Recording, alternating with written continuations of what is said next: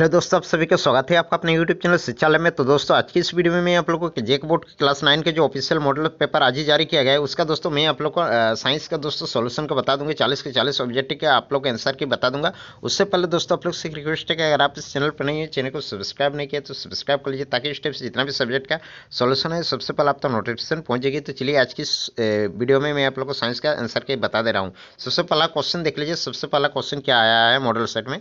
सबसे पहला क्वेश्चन है, निम्न में किन राशियों का एसआई मात्रक समान होता है। जी हाँ दोस्तों, इनमें से किन राशि को दो तो राशि दिया गया है, इनमें से देखना है कि किसके एसआई मात्रक समान है। इसका राइट आंसर होगा चाल और वेग का, कि चाल का भी एसआई मात्रक मीटर पर सेकंड होता है और वेग का भी। तो एक का आंसर होगा ए नंबर। 2 नंबर क्वेश्चन देख लीजिए। 2 नंबर क्वेश्चन पूछा गया है, निश्चित दिशा में वस्तु द्वारा तय की गई दूरी को क्या कहते हैं। निश्चित दिशा में वस्तु द्वारा तय की गई दूरी को वेग कहते हैं। 2 का आंसर होगा बी नंबर है।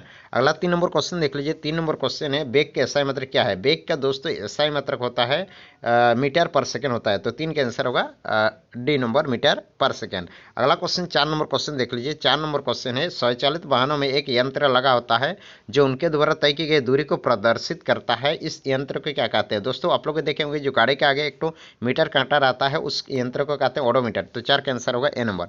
अगला 5 नंबर क्वेश्चन देख लीजिए।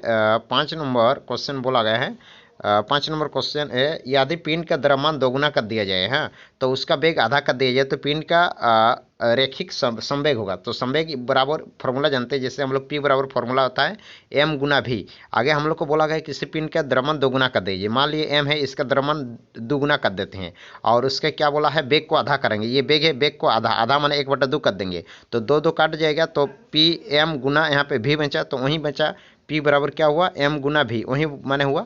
तो इसका राइट आंसर होगा वहीं रहेगा, यानी कि 5 का आंसर होगा बी नंबर होगा। अगला 6 नंबर क्वेश्चन देख लीजिए।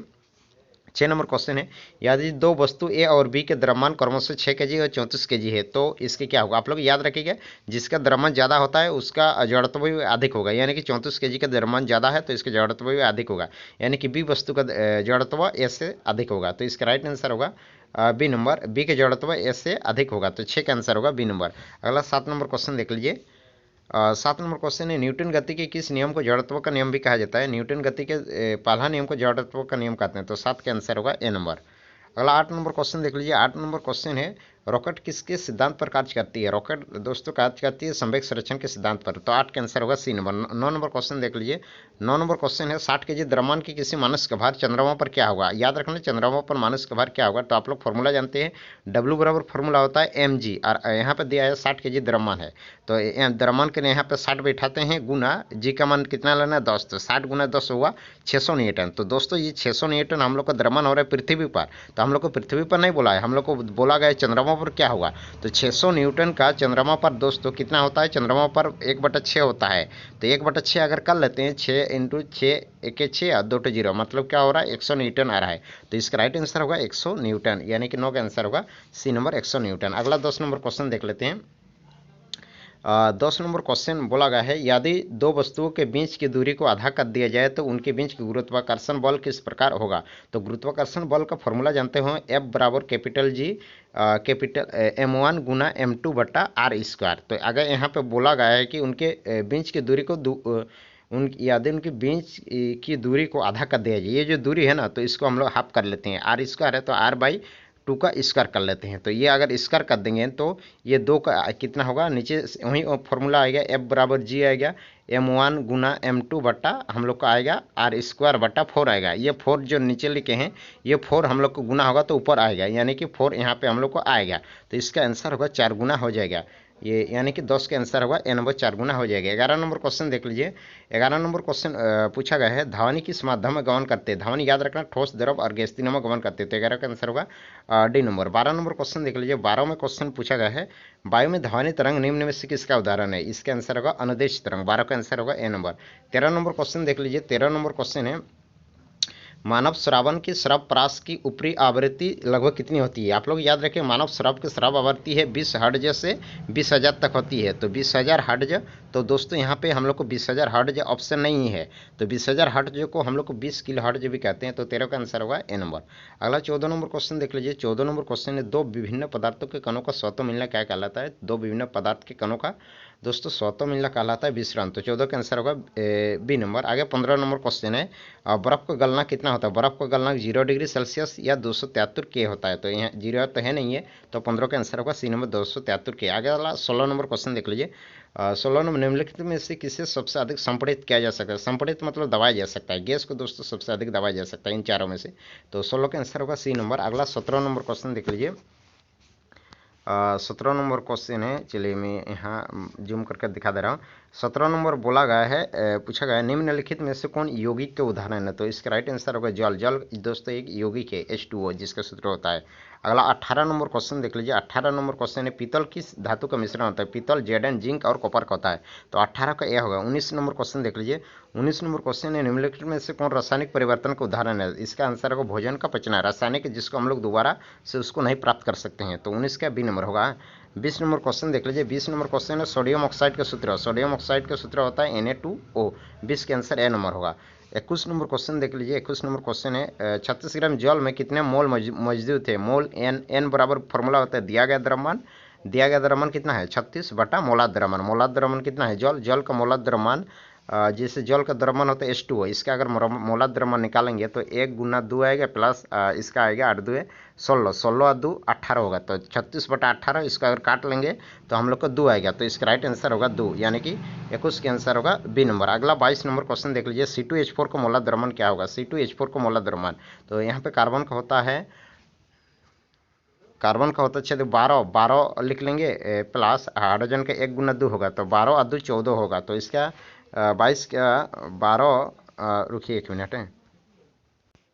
हाँ दोस्तों, C2H2 का मोलाद द्रव्यमान देख लीजिए किस प्रकार से होगा। यहाँ पे C2 है, H2, कार्बन का दोस्तों 6 12 होता है, तो 12 और नीचे में 2 है, तो 12 गुना 2 कर लेंगे, प्लस हाइड्रोजन का 1 होता है, 1 गुना यहाँ पे 2 कर लेंगे, तो 12 2 24 प्लस 2 आएगा, 24 से 2 जोड़ करेंगे तो 26 आएगा, तो इसका मोलाद द्रव्यमान होगा 26, तो 22 का आंसर होगा बी नंबर 26। अगला 23 नंबर क्वेश्चन देख लीजिए। इलेक्ट्रॉन की खोज किसने की? इलेक्ट्रॉन की खोज किसने की? J.J. थॉमसन ने किया, तो 23 के आंसर होगा बी नंबर। अगला 24 नंबर क्वेश्चन देख लीजिए। एक तत्व में 11 इलेक्ट्रॉन है तथा 12 न्यूट्रॉन है, तो उसका परमाणु संख्या क्या होगी? परमाणु संख्या याद रखना, Z बराबर E बराबर P होता है, यानी कि जितना इलेक्ट्रॉन होता है उतना प्रोटॉन भी होता है, तो इसका परमाणु संख्या होती है, इलेक्ट्रॉन और परमाणु संख्या सेम होती है, तो इलेक्ट्रॉन 11 है तो परमाणु संख्या भी 11 ही होगा, तो 24 का आंसर होगा ए नंबर 11। अगला ए नंबर होगा।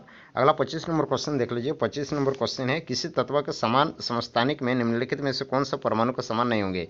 तो इसका दोस्तों राइट आंसर समान नहीं होंगे, मेरे ख्याल से राइट आंसर लग रहा है सी नंबर होगा, तो 25 का आंसर सी होगा, न्यूट्रॉन है।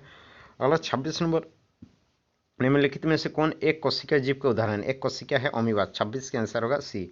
अगला लाइसोसोम। लाइसोसोम को निर्माण कौन करता है? लाइसोसोम को निर्माण करता है गोल्जी अपराटस, गोल्जी उपकरण होगा, 27 के आंसर होगा सी नंबर होगा। अगला 28 नंबर क्वेश्चन देख लीजिए। 28 नंबर क्वेश्चन पूछा गया है, कोशिका झिल्ली के आर पार पदार्थों का आना जाना किस प्रकार होता है? तो इसका दोस्तों होता है प्रसारण, 28 के आंसर होगा सी।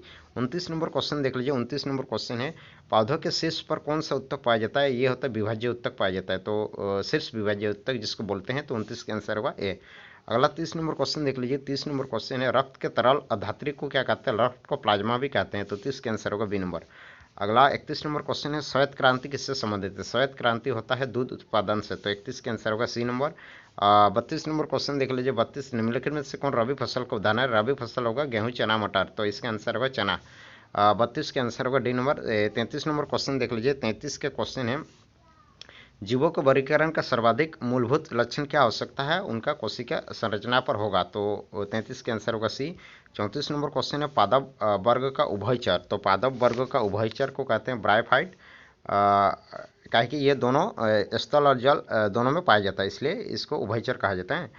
35 नंबर क्वेश्चन देख लीजिए। 35 नंबर क्वेश्चन है, व्हील निम्नलिखित में से किस वर्ग में संबंधित है? व्हील मछली आप लोग जानते हैं ये मत्स्य वर्ग में आएगा, तो 35 का आंसर डी नंबर होगा। 36 नंबर है, वैश्विक उष्मायन में कौन सा गैस उत्तरदायी है जिसको कहते हैं ग्लोबल वार्मिंग? ये कार्बन डाइऑक्साइड होगा, 36 के आंसर ए होगा। 37 नंबर क्वेश्चन देख लीजिए। जल प्रदूषण निम्नलिखित में से कौन सा प्रभाव नहीं होगा? का प्रभाव नहीं होगा, जल प्रदूषण होगा तो प्रभाव नहीं होगा, तो ये भी होगा, ये भी होगा, और ऑक्सीजन में कमी ये तो होगा ही, ये नहीं होगा तो फेफड़े संबंधी रोग होगा, तो 37 का आंसर होगा डी नंबर। अगला 38 नंबर क्वेश्चन देख लीजिए। 38 नंबर क्वेश्चन है, निम्नलिखित में से कौन असंक्रामक है? असंक्रामक मतलब नहीं फैलने वाला, तो इसका आंसर हो जाएगा रथोदी, रथोदी हम लोग का असंक्रामक रोग होगा। अगला 39 नंबर क्वेश्चन देख लीजिए। 39 नंबर क्वेश्चन है निम्नलिखित दीर्घकालिक रोग का उदाहरण। रोग होगा, लोग नहीं, रोग। दीर्घकालिक मतलब जो लंबे समय तक रोग रहेगा, तो इसका टीबी जो है बहुत लंबे समय तक रहता है, तो 39 किस होगा। अगला 40 नंबर है जीवाणु किस वर्ग में आता है। जीवाणु आता है मोनोरा में। तो इस प्रकार से हमने देख लीजिए 40 के ऑब्जेक्टिव का सॉल्यूशन देख लीजिए। नेक्स्ट वीडियो में आगे की मॉडल सेट का भी सॉल्यूशन देख लेंगे।